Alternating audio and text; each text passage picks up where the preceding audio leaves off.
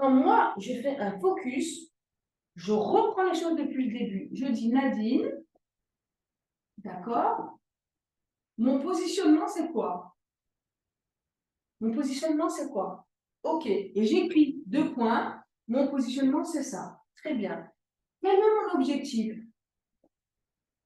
Et j'écris. Mon objectif, c'est ça. Quel est le marché actuellement? Qu'est-ce que demande le marché? Et j'écris. Mais j'écris, les amis. Mais si je parle ou là, je réfléchis comme ça, ou je me pose, je fais. C'est quoi le problème en ce moment? Non, il n'y a pas de c'est quoi le problème. Tu prends un papier et un stylo, tu vas écrire. Je revois ton identité de marque. C'est quoi une identité de marque? C'est quoi une identité de marque? C'est la carte d'identité de votre business. Vous avez une carte d'identité. Nadine Coubettry, j'ai une noisette, 1,65 m, blablabla, bla, mariée, pas mariée. Bon, non, il n'y a pas écrit mariée. Nanana, etc., etc. Né le, etc., etc. Vous avez une carte d'identité. Elle est où? Est-ce que vous avez la carte d'identité de votre marque? Alors, qui me dit oui? Allez, osez me mettre oui, là, que je rigole. Osez me mettre oui. Oui, j'ai la carte d'identité de ma marque. Allez, mettez-moi ça. Ce qu'on appelle l'identité de marque. Vous l'avez? Bien sûr que non, vous ne l'avez pas. Il faut avoir, les amis, quel que soit votre business, identité de marque. Identité de marque. L'identité de marque, ça comprend généralement 5 points. 5 points, les amis, l'identité de marque. 5 points. Je ne l'aborde pas là en détail parce que ce n'est pas le propos, mais vous devez avoir une identité de marque. Moi, j'ai une identité de marque. Donc, l'identité de marque, qu'est-ce qu'elle dit? Elle dit, c'est quoi mon positionnement? C'est-à-dire, à qui je m'adresse? Est-ce que je me positionne masse, premium, ou je me positionne? Ça, c'est un. Quel est mon ton de marque? Le ton. C'est quoi le ton? C'est quoi le ton? Le ton, c'est le ton que j'emploie, mais pas le ton quand je parle. Le ton dans mon contenu. À quoi ça sert? À quoi ça sert, ça? C'est fondamental, les amis. Le ton de marque, il est fondamental pour qu'à chaque fois que vous publiez sur vos réseaux sociaux ou que vous fassiez une vidéo ou que vous créez un site web ou que vous mettez une image, ça réponde au ton de votre marque. Mon ton de marque à moi, il est direct et impactant. Si je vous dis ça, vous allez me dire, ah ouais, non, non, clairement, ouais, évidemment. C'est ce que je fais un point d'honneur à communiquer, quel que soit mon contenu, que ce soit Instagram, que ce soit YouTube, que ce soit mon site web, que ce soit mes comptes. Mon ton de marque à moi, c'est direct, impactant. Tout le monde le sait. Ce n'est pas un secret, c'est comme ça. C'est naturel. C'est mon ton de marque. Vous devez, vous, quel que soit le business que vous avez, avoir un ton de marque. C'est fondamental. D'accord? Quand vous avez donc le positionnement, vous avez le ton, vous avez la vision, vous avez l'objectif. Tout ça, les amis, vous le trouvez dans, si je ne me trompe pas, la formation personal branding. Pareil, vous allez sur nadinevalue.com et vous avez aussi la formation personal branding qui est détaillée au plus haut point. Vous avez tous les détails de tout ça. Ce que je vous dis là, vous l'avez là. D'accord? Donc, si vous n'avez pas votre identité de marque, vous allez toujours à un moment donné flotter. C'est quoi la vision? La vision, c'est quelle est la vision que tu as lorsque tu développes ton projet? C'est quoi ta vision? C'est quoi ta vision? Et pourquoi c'est important d'avoir une vision? Je vais vous expliquer pourquoi. La vision de moi, mes activités, c'est de faire en sorte que les gens, surtout les femmes, parce que je cible majoritairement les femmes, de faire en sorte que les femmes soient sereines en développant leur activité. Parce que si, en utilisant mes stratégies, mes formations, mon contenu, mes livres, etc., elles réussissent, elles seront sereines. Mon objectif à moi, c'est de faire en sorte d'avoir un maximum de femmes sereines à travers leur activité. Quand je sais ça, qu'est-ce qui se passe? Qu'est-ce qui se passe quand je sais ça? Quand je sais ça, les amis, et bien, à chaque fois, faire très attention à chaque formation, contenu, livre, etc., conférence que je développe. Pourquoi? Parce que chaque chose que je crée doit répondre à ma vision. Chaque chose. Si je développe quelque chose qui ne répond pas à ma vision, ça veut dire que je le fais comme ça à l'arrache. Non, ça doit répondre à ça. Ça doit répondre à ça. C'est à ça que ça sert une carte d'identité de marque. Et moi, l'identité de marque, je peux vous garantir, les amis, que c'est écrit noir sur blanc. Je l'ai comme ça encadré, identité de marque, nadinevalou.com, identité de marque, easywomaroc.com, etc., etc., etc. Tout ça, c'est noté noir sur blanc. Et à chaque fois que j'accompagne une personne, parce que là, je suis en train de faire des accompagnements, je fais des coachings. Là, j'ai 2 coachings de 1 an, de 12 mois. C'est énorme. Je peux t'assurer que les coachings de 12 mois que j'ai, c'est de prime abord, on travaille sur l'identité de marque. Parce que c'est des personnes qui ont déjà des business. Une, elle vend des produits. L'autre, c'est du consulting. Elles n'ont pas d'identité de marque. Évidemment, elles flottent. Elles ne savent pas où elles vont. Un coup, elles vont se mettre à fond sur Instagram. Elles vont s'arrêter. Un coup, elles vont dire putain, attends, je développe mon site web. Et le site web n'est pas cohérent avec la page Instagram. Évidemment, il n'y a pas de cohérence. Parce que tu n'as pas ça. Tu n'as pas d'identité de marque. Tu te réfères à quoi? À quoi tu te réfères? Ta marque, elle doit avoir une pièce d'identité que tu te réfères à chaque fois. C'est clair, ça, les amis? C'est ce que je veux dire par focus, focus, focus. Papier, stylo, papier, stylo, papier, stylo. Et vous allez toujours vous référer à l'identité de marque de votre projet. C'est clair? C'est bien. On va plus loin. Cette partie-là, les amis, je l'adore, elle est super intéressante. Super intéressante.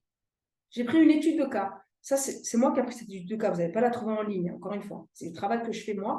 Et c'est à force en fait, c'est comment j'analyse certaines marques que je tire des conclusions. Vous allez voir, je partage avec vous et vous allez me donner votre feedback. On va faire, les amis, l'étude de cas, pardon, de Nespresso. J'adore cette marque. En tant que marque, le 5e point, mais j'adore. C'est quoi le 5e point? 5e point, je ne l'ai pas mis parce que tu le retrouves dans la formation personal branding. Mais regarde, pour te faire un raccourci très simple, tu vas sur Google et tu tapes identité de marque Amazon. C'est un très bon exemple.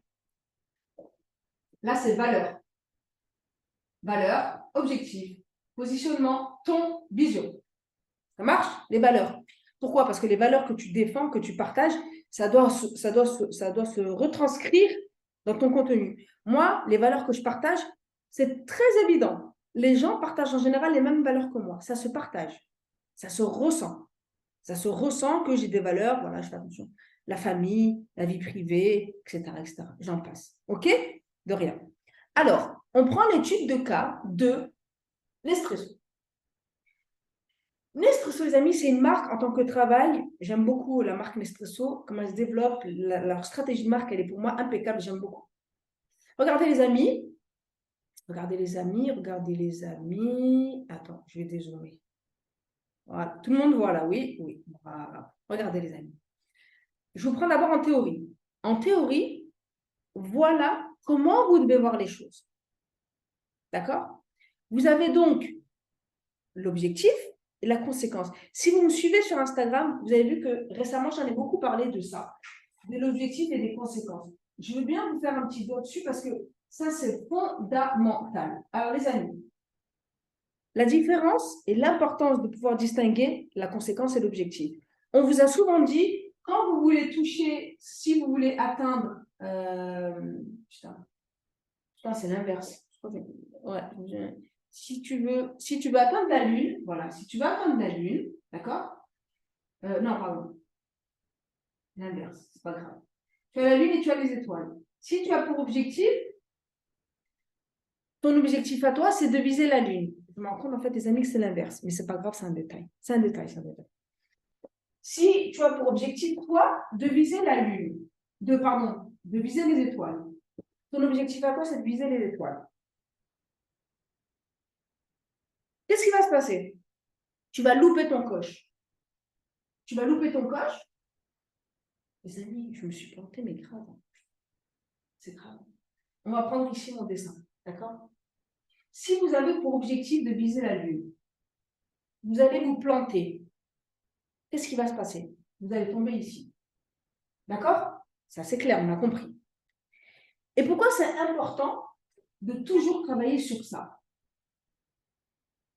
Parce que ça, quand vous allez travailler sur la Lune, les amis, ce qui sera acquis, ce sera ça. D'accord? Ce qui sera acquis, ce sera les étoiles. C'est clair?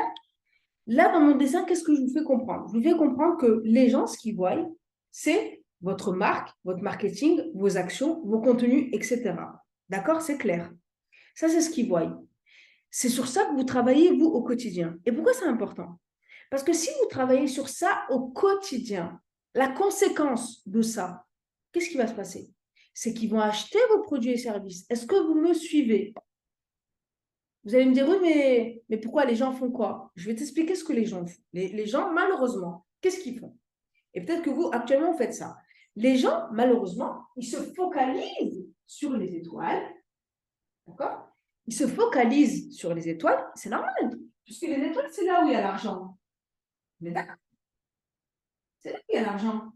Évidemment. Donc, les gens, qu'est-ce qu'ils font au quotidien? Ils matraquent leur contenu en montrant leurs produits et services. Moi, je suis experte. Ouais, moi, je suis experte. Moi, je vends ça. Vous avez une consultation. Vous avez 3 consultations. Ouais. Vous pouvez consulter chez moi. La consultation, elle n'est pas chère en ce moment. En ce moment, réduction, il y a des promos sur tous mes produits. Ouais, vous pouvez acheter les chaussures, là, c'est une promo. Et ils vont parler que de leurs produits. Mais qu'est-ce qui va se passer si tu parles que de tes produits? Qu'est-ce qui va se passer? Si tu parles que de tes produits, retenez bien cette phrase. Si tu ne parles que de tes produits, les gens vont parler que de tes prix. C'est clair ce que j'ai dit? Si tu ne fais que parler de ça, les gens parleront toujours de ça. Est-ce que tu as compris? Par contre, si tu passes ta journée à parler de ça, les gens parleront de ça. Est-ce que vous avez compris, les amis? Quand vous vous préoccupez de votre marque, de votre stratégie de marque, la conséquence, c'est les gens vont parler de tes produits et services. Par contre, si tu commences directement à parler de tes produits et services et tu ne fais que ça, les gens ils vont encore faire un niveau plus bas et ils vont parler que des prix. Est-ce que c'est clair, les amis? C'est clair pour tout le monde, ce dessin-là? Il est fondamental. Donc, vous, votre travail au quotidien, c'est pas de vous préoccuper de vos produits et services. Produits et services, c'est que 20%. C'est la conséquence. Mais c'est standard, c'est fait, c'est mis en place. Bravo. Votre quotidien à vous, c'est de vous préoccuper de ça. Branding, marketing. Parce que c'est en ayant ça qui est impeccable, qui fait que les gens vont acheter vos produits et services. Est-ce que c'est clair? Est-ce que c'est clair? Maintenant, ça, c'est la théorie. Je vais vous montrer maintenant comment ça se passe en pratique avec Nespresso. Est-ce que Nespresso, bravo, est-ce que Nespresso passe ses journées à parler de ses produits? La machine à café Nespresso, la machine, ça c'est la pub, évidemment. Mais quelle est la stratégie de Nespresso pour vendre ses machines, ses capsules? Sur quoi il travaille au quotidien? Il ne travaille pas sur les machines au quotidien, Nespresso. C'est pas ça qu'il travaille. Nespresso, les amis, son quotidien, c'est de travailler sur son expertise du café.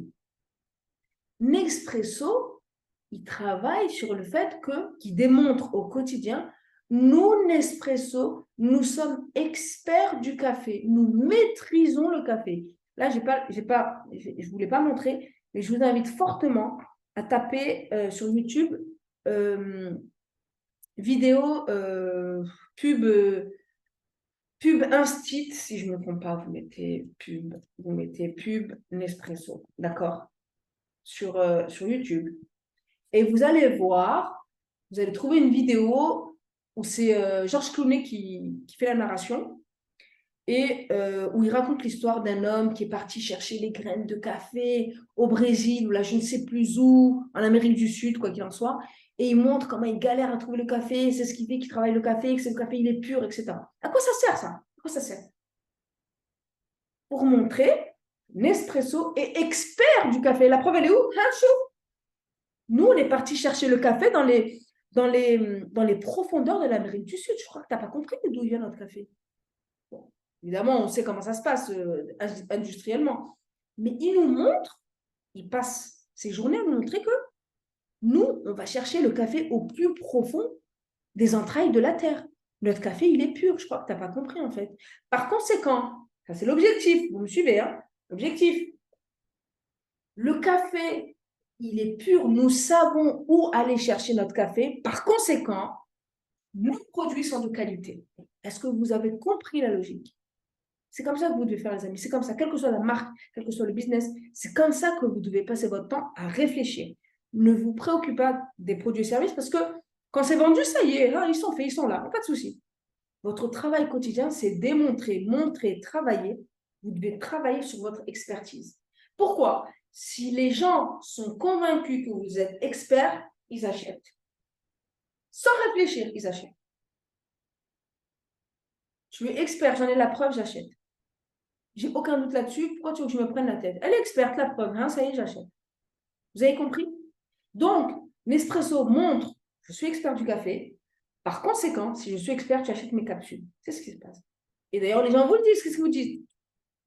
La café Nespresso, la maquette du Halo, ils sont trop bons, les capsules. Tu n'as pas de capsules Nespresso? T'as raté ta vie. T'as pas la machine, t'as pas la machine Nespresso chez toi, là? Les capsules Nespresso, il y a un goût à part. Si, si, si. Il y a quelque chose de spécifique. Mais bien sûr, ils sont experts. C'est prouvé, ça y est, merci, au revoir. D'accord? Je continue. Donc maintenant, quelle est la différence entre une personne qui vend du café et Nespresso? Eh bien, je vous ai fait le comparatif, les amis. Le café, la personne qui vend le café, on va se focaliser sur le produit uniquement. Nespresso, on ne se focalise pas sur le produit, on se focalise sur la marque. Le café, la personne qui vend du café, on va se focaliser sur le goût. Nespresso, on va se focaliser sur l'univers de la marque. Le café, on va se focaliser sur le prix. Nespresso, on va se focaliser sur l'expertise. Ça veut dire que je paye cher, mais c'est normal, ils sont experts, c'est prouvé, c'est logique. Le café, le produit est constamment comparé à la concurrence, évidemment. Tu vas acheter là du café, café Carion, café Asta, Pasta, Masta là, au Maroc. À quoi on va le comparer? Aux autres. Nespresso, un réel sentiment d'attache se crée entre le consommateur et la marque. Moi, je n'achète que Nespresso. C'est Nina, c'est prouvé. Dernière des choses, le produit est remplaçable rapidement, évidemment. Nespresso, même si le prix change, la concurrence n'aura aucun impact. Qui fait le marché? Les amis, vous vous rappelez tout à l'heure, qu'est-ce que je vous ai montré? Qu'est-ce que je vous ai montré, les amis, tout à l'heure? Qu'est-ce que je vous ai montré? Vous vous rappelez, qu'est-ce que je vous ai montré? Je vous ai montré le deuxième livre que je suis en train d'écrire. Je vous ai montré, il y a quelqu'un ici. Et ici, il y a les pions. D'accord? D'accord? Dans notre histoire de café, qui est là? Qui est le marché? Nespresso. Qu'est-ce qui s'est passé quand Nespresso a créé les capsules? Sont belles les capsules. Hein. Ouais, je sais. Qu'est-ce qui s'est passé quand Nespresso a créé les capsules? Alors, next. Oup, oup, oup, oup. Capsule. Capsule. Capsule. Capsule. Qu'est-ce qui s'est passé quand Nespresso a créé la machine à café? Eh bien, eux aussi, ils sont obligés. Boum! Machine. Machine. Machine. Machine. Qui fait le marché? Vous avez compris, les amis, la logique? Vous avez compris? Si tu montres que tu es expert, on achète. Si tu me montres tes produits, je regarde les prix. C'est comme ça, en fait. Ces trois niveaux-là. Expert, produits et services, prix. Nespresso, expert, j'achète les produits. Le prix, c'est un standard, c'est un détail. J'achète Nespresso, la marque. Et donc, il fait le marché. Merci, au revoir. C'est clair, les amis? Ça, c'est une étude que j'ai fait il y a pas mal de temps, mais parce que ça m'a marqué. J'ai voulu étudier un petit peu la stratégie Nespresso et j'ai étudié ça. Je trouvais ça très passionnant, très, très passionnant. Et en fait, j'ai appliqué la stratégie de marque de Nespresso, je l'ai appliquée à n'importe quel business, à n'importe quelle marque, que ce soit du personnel marque ou que ce soit une marque qui vend des produits. C'est pareil pour tout le monde. Ça veut dire ce que fait la Nespresso, tout le monde fait pareil. Vous prenez Nike, c'est la même chose, les amis. Vous avez compris l'histoire? Et vous et moi, autant que nous sommes, c'est comme ça qu'il faut appliquer les choses. C'est comme ça qu'il faut faire. Vous avez une personnelle marque, vous montrez et vous prouvez votre expertise. Attention, j'aime pas le mot démontrer votre expertise. Vous ne devez pas démontrer votre expertise. Vous devez travailler votre expertise. Vous devez toujours travailler votre expertise. Vous devez vous développer et vous devez toujours être à la pointe de votre expertise avant les autres pour qu'on se réfère toujours à vous. C'est ça votre objectif. C'est vous qui devez être expert pour que les gens se disent non, elle n'y a rien à dire. Pour que les gens, pour eux, vous soyez une référence. C'est fondamental. C'est clair? Bravo. On revient à ce que j'ai dit tout à l'heure. Quand tout le monde va à droite, toi, tu vas à gauche. Toi, tu dois sortir du lot. Toi, tu dois être la petite crème. On dit non, elle, c'est pas les autres. C'est clair, les amis? Il ne faut pas chercher à réinventer l'eau chaude. Il faut juste réfléchir d'une manière fraîche. Il ne faut pas suivre les moutons. Pourquoi? Le marché bouge très vite. Ça va très vite, les amis. Très, très, très, très vite. Là, aujourd'hui, vous êtes là. Je vous assure que vous avez des nouveaux arrivants. Mais tous les 4 matins, tous les jours, il y a des nouveaux arrivants sur Instagram, sur YouTube. Il y a des nouveaux arrivants tous les jours. Hein. Et de plus en plus jeunes. Attention, de plus en plus jeunes. De plus en plus jeunes. Les jeunes, ça va très vite. Ils ont le réflexe du digital beaucoup plus que nous. Alors, nous, on est vieilles. On s'est comprises.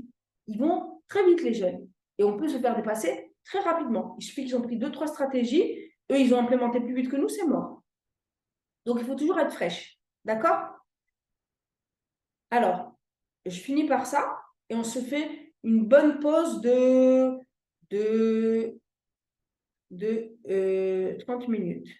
Je finis ça, Manel, et je réponds à ta question. Alors, les études, il y a l'étude de marché, il y a les gens qui anticipent le marché. L'étude de marché, c'est comment est le marché. On est d'accord, d'accord? Quand vous faites une étude de marché, vous étudiez le marché à l'instant T, d'accord? Et puis, il y a des gens qui anticipent le marché. Comment on anticipe le marché? Le marché, c'est, anticiper le marché, c'est comment le marché pourrait être. Est-ce que vous me suivez, les amis? Il y a des personnes qui étudient le marché, il y a des personnes qui étudient comment le marché pourrait être. Moi, je passe mes journées à étudier comment le marché pourrait être. Le marché, c'est bon, j'ai compris comment il est. Voilà. Exactement, c'est ça, exactement. C'est créer la demande. Ça veut dire trouver comment le marché pourrait être. En gros, tu as le bassin avec beaucoup de poissons. Toi, tu dis, je crée un nouveau bassin et les poissons vont venir chez moi parce que j'ai répondu à une question qu'ils n'avaient pas là-bas. Ils viennent ici. Donc, je vous ai pris cet exemple très concret. Vous reconnaissez ce truc-là qui est là? Ça. Ça, c'est le, pas comment on appelle ça, bref. C'est le verseur du lait. En fait, c'est là où on met le lait. Ouais, exactement. Donc, c'est là où on met le lait dans la machine Nespresso. Parce que maintenant, vous avez des machines à Nespresso, ça fait longtemps, ça, hein, c'est pas nouveau. Hein. Ça doit faire 3 ans, 4 ans maintenant. Donc, ici, vous mettez votre lait. Et je trouvais ça génial. Hein. Et ce bouton-là, je trouvais ça mais génial. Je le sais parce que ma mère, elle l'a, évidemment. Ma mère, voilà. Ma mère, c'est toute une histoire. Donc, ma mère, un jour, je suis venue chez elle, là, à Nice. Et je voulais me faire un petit café au lait. Et j'allais, moi, à l'ancienne, me chauffer le lait. Elle m'a dit, mais qu'est-ce que tu fais? Ben, j'ai dit, ben quoi, je vais chauffer le lait. Elle m'a dit, mais non. Elle m'a dit, mais Nadine, maintenant, tu as le récipient du lait pour Nespresso. Elle m'a dit, automatique. Je dis, comment ça? Elle me dit, tu appuies sur le bouton. Donc là, en fait, le bouton que vous voyez, il y a un bouton ici, où vous cliquez dessus et vous choisissez quelle sorte de lait vous voulez. Lait avec de la mousse, lait sans mousse, avec de l'air, pas de l'air, des bulles, pas des bulles, chaud, pas chaud, tiède, j'en passe. Et il vous affiche ici le nom, il vous dit voilà, les macchiato, les cappuccino, les normal, etc., etc. Et donc, là, on a clairement vu que Nespresso, au lieu de te dire je vais à Starbucks me taper un cappuccino chez Starbucks, Nespresso te dit non, non, non, sauf le cappuccino que tu prends à Starbucks, Anna, je te trouve une solution, tu peux le faire chez toi. Comme tu veux, comme tu souhaites. Tu peux le faire chez toi. C'est-à-dire que Nespresso, sa stratégie, c'est de nous redonner l'amour de la consommation du café à la maison. Starbucks nous dit non, Starbucks nous dit le meilleur endroit pour boire ton café après chez toi, c'est chez moi, Starbucks. Nespresso te dit, écoute, c'est bien, voilà, moi je te trouve des solutions pour que tu puisses rester chez toi et tu as le meilleur café du monde. Vous avez vu le mindset des deux marques? Mais c'est en comprenant la stratégie de marque que vous allez comprendre la création des produits. Est-ce que vous voyez, je veux en venir? D'abord, pourquoi Nespresso a créé ça? Nespresso a créé ça pour répondre à ce que je vous ai dit tout à l'heure, pour répondre à l'identité de marque ici, qui était la vision.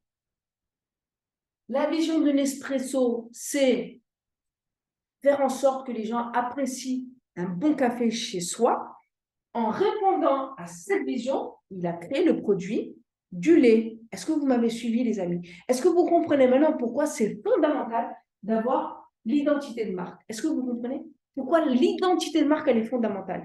C'est à partir de ton identité de marque, tu vas créer des produits, des services et tu vas développer ton expertise.